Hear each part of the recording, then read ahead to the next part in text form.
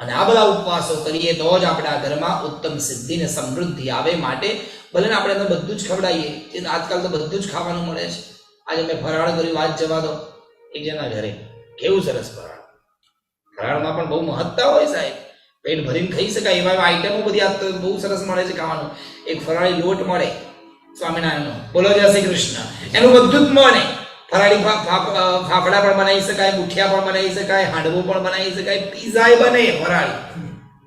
ફરાળી ખાઈને એકાદશી કરવી. આજે એકાદશી છે અને એકાદશીનું બહુ મહત્વ છે સાહેબ. વૈષ્ણવ હોય કે શૈવ હોય, દેવીના ભક્ત હોય કે કોઈ પણ ગુરુના ભક્ત હોય, એકાદશી બધા માટે સર્વ સામાન્ય અને સર્વ ઉત્તમ છે.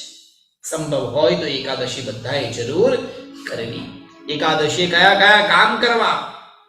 4 કામ લખ્યા છે, ધ્યાન આપજો. શું ખાઓ છો, શું નથી ખાતા, ભગવાનનો હિસાબ ક્યારેય રાખતા નથી. ભારતમાં અલગ અલગ જગ્યાએ જાઓ, બધા જગ્યાએ અલગ અલગ સિસ્ટમ છે એકાદશી. તમે ગુજરાતમાં જાઓ, અમદાવાદ બાજુમાં, અમારે અમદાવાદથી વડોદરાની આ વચ્ચેના ભાગોમાં હળદર ના ખાય.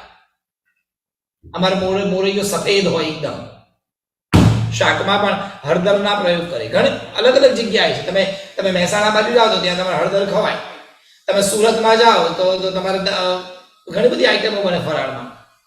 એક સુરતનું ખાટું બનાવે, બહુ સરસ હોય, દહીં નાખીને ખાવાનું. એમાં મેથીનો મસાલો, એ લોકો મેથી પણ ખાય. ગુજરાતની વાત છો, દક્ષિણ ભારતમાં જાઓ એ લોકો ખાલી ભાત જ ના ખાય, બાકી બધું જ ખાય. 11 આરામથી 11 રોટલી ખાઈ જાય. બોલો જય શ્રી કૃષ્ણ.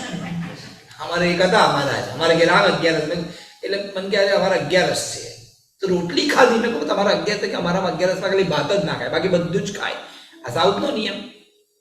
બંગાળમાં જાઓ 11 માછલી ખાય. બોલો જય શ્રી કૃષ્ણ. આ નિયમ છે. ધ્યાન આપજો, ખાવાના નિયમો તો પછી બન્યા છે. 11 ખાલી 4 કામ લખ્યા છે. કયા કયા? તો પહેલું, સવૈ મનઃ કૃષ્ણ પદાર વિંદયો. પહેલું કામ, આપણે આપણું મન ભગવાનમાં લગાવવા. 11 દિવસે વચાંસી વૈકુંઠ ગુણાનુવર્ણને, વાણી દ્વારા આપણે વૈકુંઠ ભગવાનના, વૈકુંઠમાં રહેવા વાળા ભગવાન વાસુદેવ અથવા તો કૃષ્ણ અથવા તો શિવ અથવા તો દેવી, કોઈ પણ ભગવાનના ગુણગાન ગાવાના.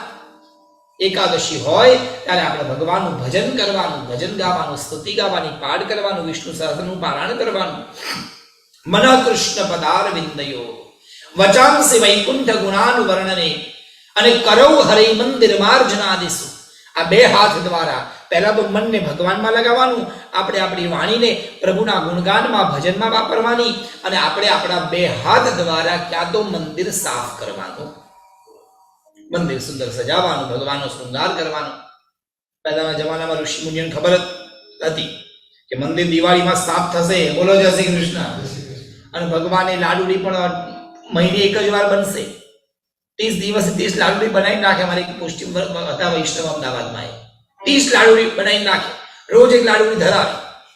ધરાયા વગરની લાડુડીનો ડબ્બો અલગ અને ધરાવીનો અલગ, આમાં ભેગી કરવાની પેલી ધરાયેલી હોય.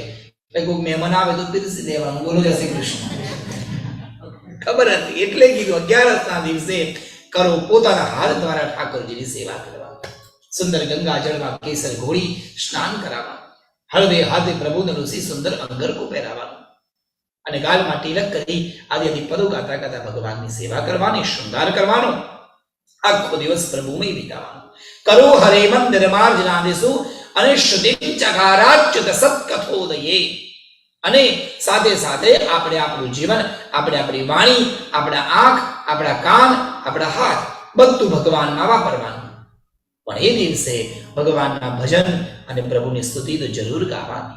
બીજું કંઈ ના આવડે તો ધન્ય એકાદશી તો જરૂર ગાવો. આવો આપણે પણ આજે એકાદશીમાં ઠાકોરજીને યાદ કરીએ.